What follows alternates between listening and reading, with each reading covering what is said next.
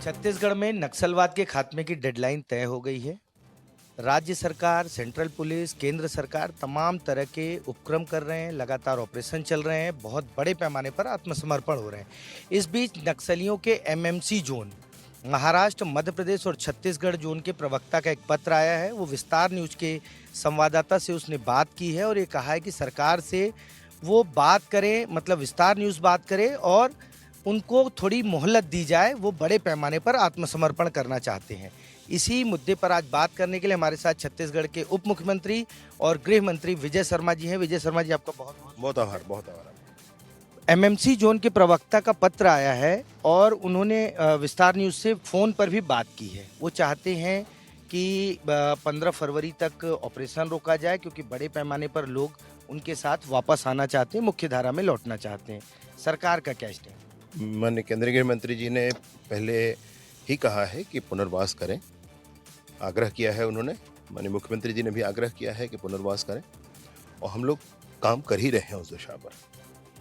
अनेक लोगों ने पुनर्वास किए हैं, सबसे बातचीत होकर के सब वापस आए हैं। इनसे भी मैं आग्रह करता हूँ, आपका पत्र मैंने देखा है, उचित है। आप लोगों के माध्यम से उन लोगों ने चर्चा भी की विस्तार के माध्यम से, तो वह भी मैंने ऑडियो सुना है, वह भी बहुत अच्छा है। लेकिन बहुत स्पष्टता इस बात की है कि वो कॉन्क्रीट प्रपोजल नहीं है। इनका जो प्रपोजल है वो कॉन्क्रीट प्रपोजल नहीं है।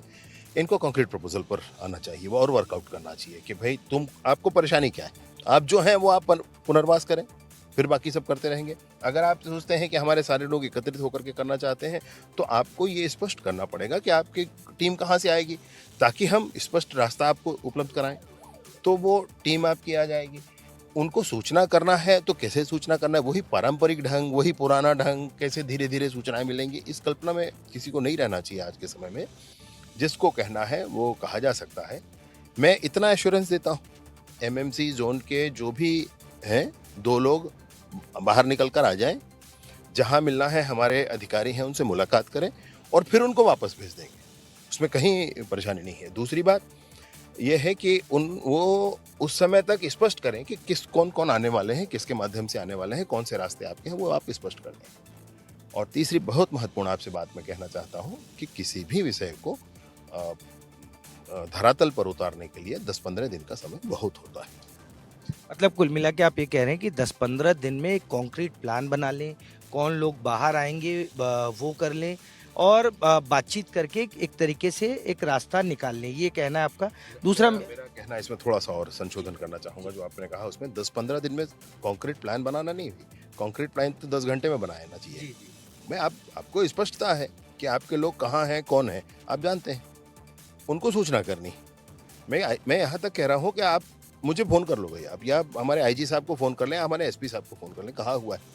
तो आप वहाँ पर आकर के चर्चा कर लीजिए, ये स्थान पर हमारे लोग हैं, वो आना चाहते हैं। हम इतना दूर तक स्पष्टता हमारे मन में है अभी। और उसके बाद कोई ये ना सोचे कि आपको यहाँ पकड़ लिया जाएगा। अगर आप इस विषय पर आ रहे हैं, तो आपको वापस हम छोड़ देंगे और आप जाकर के अपने लोगों को साथ ले आएंगे। इस चर्चा को आपको 24 घंटे में आपको स्पष्टता करनी चाहिए, 48 घंटे में स्पष्टता करनी चाहिए और उसके बाद पूरी ही कार्यवाही के लिए, आपके पुनर्वास के लिए, आपके लिए हम लाल कालीन बिछाकर तैयार रहेंगे। पुनर्वास की जो प्रक्रियाएं हैं वो सब करेंगे, चाहे वो वेणुगोपाल जी हों, चाहे वो सतीश जी हों, सबसे बातचीत है। सबके मन में समाज के प्रति अच्छा भाव देखा हम लोगों ने, तो आप भी आएँ, अपना पुनर्वास करें। लेकिन इसमें इतना लंबा ये सब कोई विषय नहीं है, 2 दिन में प्लान करें। आप 2 लोग आना चाहते हैं, आ जाएँ, मिल करके चल दें और आखिरी 10-15 दिन में उसको समापन करना चाहिए। नेटवर्क की प्रॉब्लम है, लेकिन एमएमसी जोन में ऐसा जहाँ तक मेरी जानकारी है, नेटवर्क की बहुत ज़्यादा दिक्कत नहीं है।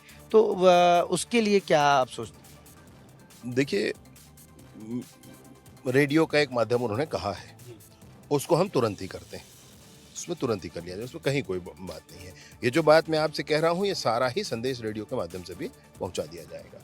जितने भी उनके लोग हैं वो अपना ऑडियो भेज दें और हम रेडियो पर चला देंगे। इनका ये अभी ऑडियो आपका आया है, वो भी हम रेडियो पर चला लेंगे। लेकिन रेडियो ही होगा ऐसा नहीं है, और जितने हैं, जितने अधिकतम अभी हो सकते हैं, वो आप कर करके आगे बढ़िए। फिर कोई जीवन खत्म थोड़े ना हो गया, समय खत्म थोड़े ना हो गया भाई। अन्य जो लोग हैं वो फिर से आ जाएंगे और अपना उचित पुनर्वास करके उचित जीवन प्रारंभ करेंगे। ठीक बात कही आपने। रुपेश का जब सरेंडर हुआ, जो मुख्य धारा में लौटे, उस समय कांकेर के कुछ लोग छूट गए थे कम्युनिकेशन के। कांकेर के लोगों को हम लोगों ने अलग लाया, फिर इन लोग अलग आए, फिर एक हो गया, फिर बाद में फिर से 21 लोग और आए, फिर 7 लोग बाद में और आए, अभी फिर से 18 लोग आज कल में आ गए हैं। अभी एक और बड़ी संख्या हमारे साथ चर्चा में है, वो भी वापस आएंगे, वो भी पुनर्वास करना चाहती। हम नहीं चाहते भाई कि केंद्र की सरकार नहीं चाहती कि एक गोली चले, राज्य की सरकार नहीं चाहती एक गोली चले। बिल्कुल ये मन से चाहते हैं कि पूरी ताकत के साथ भारत का संविधान बस्तर के कोने कोने तक लागू होना चाहिए। एक और विषय आ रहा था, दिल्ली में एक प्रोटेस्ट हो रहा है, लोग हिडमा को हीरो बता रहे हैं, लेकिन सरकार उस प्रोटेस्ट को या उस तरह की विचारधारा के लोगों को समझाने के लिए, रोकने के लिए क्या कुछ कदम उठाने वाली? मैं ना आपको ज़रूर ये कहूँगा कि आप विस्तार न्यूज़ के माध्यम से एक टीम जो बस्तर से नक्सल पीड़ितों की गई थी, आईडी बिछा हुआ है नदी के किनारे, आईडी बिछा हुआ है तालाब के किनारे, सड़कों पर आईडी बिछ जाता है, आम जनता मारी जाती है, लोग मारे जाते हैं, सुरक्षा के जवान मारे जाते हैं सुरक्षा बलों के। ये जो पीड़ित परिवार हैं, ऐसे 50-60 लोग दिल्ली गए थे। उन्होंने तो जेएनयू में भी जाकर के धरना दिया था, उन्होंने तो राष्ट्रपति जी से मुलाकात की थी, केंद्रीय गृह मंत्री जी से मुलाकात की थी, और सबके सामने अपना विषय रखा था कि ये क्या चल रहा है बस्तर में। हजारों लोग ऐसे जिनके पैर नहीं है, किसी का हाथ नहीं है, किसी की आंखें नहीं, ये कौन देखेगा इसको? ये क्यों हुआ बस्तर में? ये इसके जिम्मेवार कौन है? मुझे आप बताएं कि जो बच्चे मैंने देखा है, बच्चों का वीडियो, छोटे बच्चे हैं, उन बच्चों को जाने उनके मन में क्या भर दिया गया है। वो बच्चे कभी आए नहीं, कभी देखा नहीं, उन्होंने कहा जनताना सरकार ऐसी थी जिसमें ऐसा हो गया। अरे भाई, वही जनताना सरकार है जिसके कारण बस्तर के गांव-गांव तक स्कूल, अस्पताल, आंगनबाड़ी, बिजली, पानी, सड़क कुछ नहीं पहुंच पाया आज तक। 25 साल का लड़का जब बाहर निकल कर आता है वहां से, और ये कहता है कि मैं आज पहली बार जीवन में टीवी देख रहा हूं, तब क्या लगता होगा आप ये सोचें। कोई सोच सकता है? दिल्ली में रहकर आप सोचेंगे 25 साल तक आप टीवी ना देखे हो? मोबाइल तो बहुत दूर की बात है, और फिर आज का एआई का जमाना है, एआई तो कल्पना से बाहर की बात हो गई। तो भाई, हम क्या बस्तर को क्या रखना चाहते हैं? अजायबी घर बना करके? आज वो बहुत अच्छे हैं, उनका जीवन बहुत अच्छा है, लेकिन इन मौलिक सुविधाओं से आप उनको क्यों वंचित रखेंगे? जबकि बस्तर की जनता तहे दिल से ये चाहती है कि ये सारी सुविधाएं हमारे पास आना चाहिए। बहुत संपन्न क्षेत्र है बस्तर, बहुत अच्छी संस्कृति है वहाँ पर, बहुत अच्छे लोग हैं, बहुत सीधे साधे लोग हैं, बड़े भाव के लोग हैं। बस्तर की किसी एक व्यक्ति के सामने आप खड़े होंगे तो उसके स्पष्ट चेहरे का भाव दिखता है कि हमको आपसे कुछ नहीं चाहिए। ये भाव उनके चेहरे में दिखता है। मैं आपको निसंदेह ये कहना चाहता हूँ कि उन बच्चों को समझना होगा। अगर वो चाहते हैं उनमें से कुछ, तो आप आ जाएं बस्तर में, मैं आपको दिखाने की, बस्तर में स्थिति समझाने की कोशिश करूँगा। अब हिडमा मारा गया है, क्या लगता है बस्तर में हिडमा के मारे जाने के बाद एक अलग तरह की शांति आएगी, या फिर हिडमा के समर्थक जो जिस तरीके से सोशल मीडिया पे कैंपेन चला रहे हैं, उससे माहौल बिगड़ेगा? सोशल मीडिया में इस तरह के बहादुरी करने वालों से मैं ये कहना चाहता हूँ कि आप एक बार एर्राबोर जरूर जाएं, जहाँ आज भी बस्तर की माताएं मूर्तियों को राखी बांधती हैं, जहाँ आज भी एक बार आंख बंद करेंगे तो 8 महीने का बच्चा जो एर्राबोर में जला दिया गया था, उसकी तस्वीर दिख जाती है। मणिकोंटा है, घोड़ा गांव है, झीरम है, ऐसे कितने सामूहिक नरसंहार बस्तर के लोगों के किए गए हैं, ये सब सामने आता है। इसको समझे बिना, इसको जाने बिना जो इस तरह से कर रहे हैं, उनको से मैं विनम्र आग्रह करता हूं कि आप विषय को समझें, विषय को जानें, तभी आगे बढ़ें। किसी के महिमा मंडन से कुछ नहीं होना है। लोकतंत्र भारत का दृढ़ है, अमर है, और ये भारत का लोकतंत्र अमर ही रहना है। एक और चीज़ थी, आप छत्तीसगढ़ के पहले गृह मंत्री होंगे जो इतनी बार बस्तर गए। मुझे लगता है बस्तर से जो मंत्री आते हैं वो भी उतनी बार अलग अलग क्षेत्रों में नहीं गए। तो क्या लग रहा है आपका पूरा फोकस गृह मंत्री के रूप में नक्सलवाद का जो टारगेट है उसे पूरा करने में है और इसके लिए जो डेडलाइन है, क्योंकि अभी प्रधानमंत्री नरेंद्र मोदी जी और गृह मंत्री अमित शाह जी आने वाले हैं, तो उनके आने से पहले क्या कुछ बड़ा होने वाला है, कुछ बड़े नक्सली आत्मसमर्पण करने वाले हैं? नहीं, नक्सलिज्म के समापन की दिशा में तो नित नए बड़े हो ही रहे हैं और माननीय प्रधानमंत्री महोदय का, माननीय गृह मंत्री महोदय का जब रायपुर में आना हो रहा है, वो समय हम सबके लिए बड़ा है। हम सबको मार्गदर्शन मिलने वाला है, हम सबको प्रेरणा मिलने वाली है, कार्य करने की ऊर्जा मिलने वाली है। इससे बड़ा और क्या होगा। लेकिन नक्सलिज्म के समापन के संदर्भ में मैं ज़रूर ये कहना चाहता हूँ कि मुझे माननीय मुख्यमंत्री जी ने जो विभाग देकर रखे हैं, गृह विभाग है और एक पंचायत का विभाग है। जाने प्रारंभ से ही हमारे सीनियर्स ने सोच करके ऐसा किया।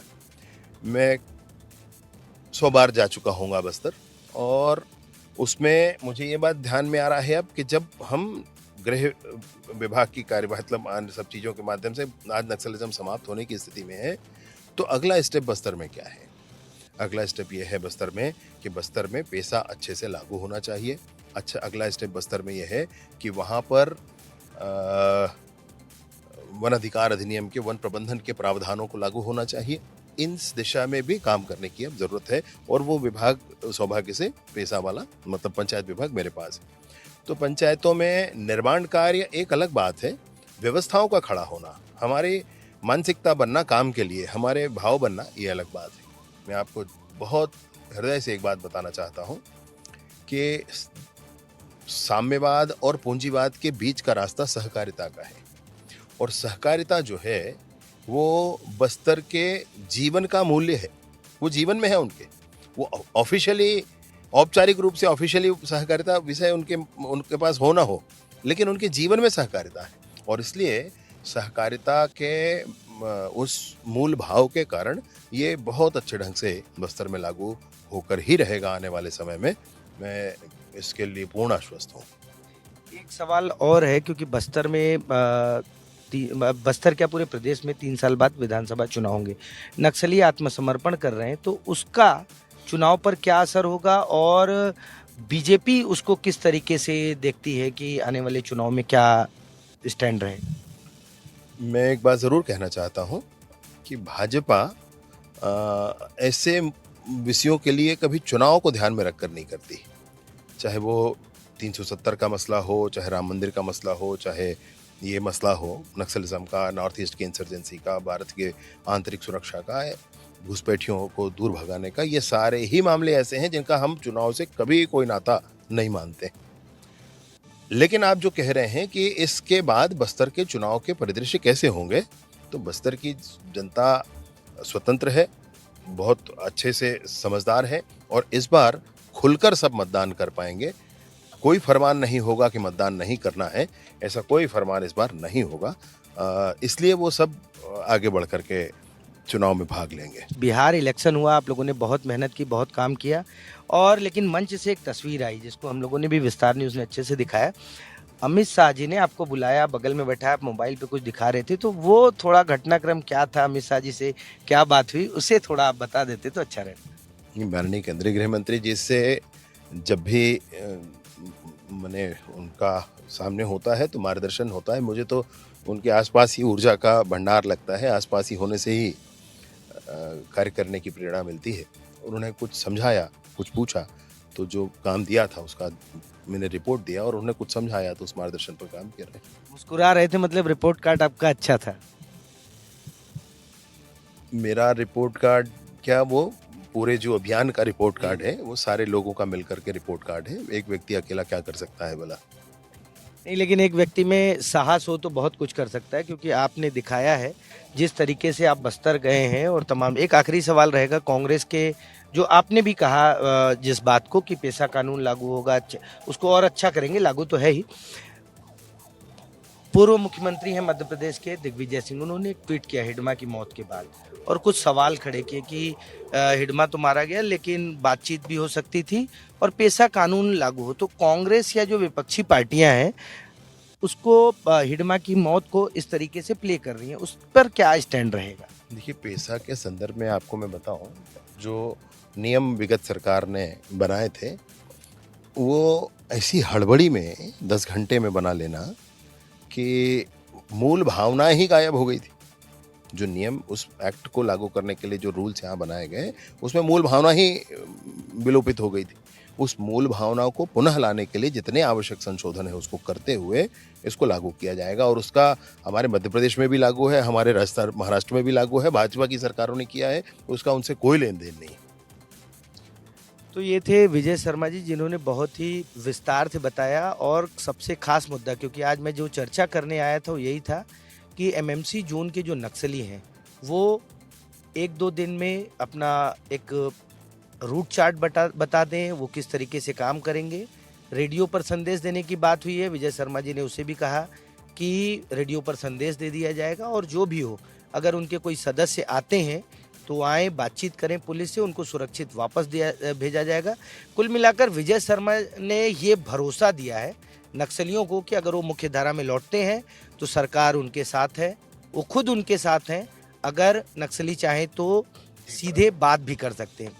तो आज की ये चर्चा नक्सलियों के उन एमएमसी जोन के सदस्यों के लिए खास हो जाती है कि छत्तीसगढ़ सरकार उनके साथ है। आज की चर्चा को यहीं विराम देते हैं।